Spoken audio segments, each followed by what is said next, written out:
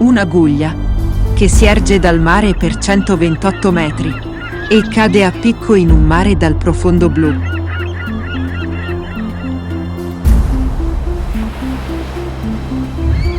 Meta di intrepidi scalatori che sulle sue sporgenze sfidano la forza del vento e del mare per salire fino alla vetta.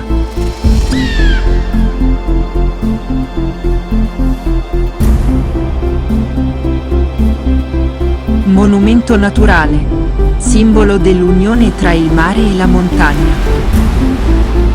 dove l'uomo si confronta con la forza della natura ed il desiderio di non soccombere. Uno scenario quasi mistico, sul bellissimo mare di Baunei.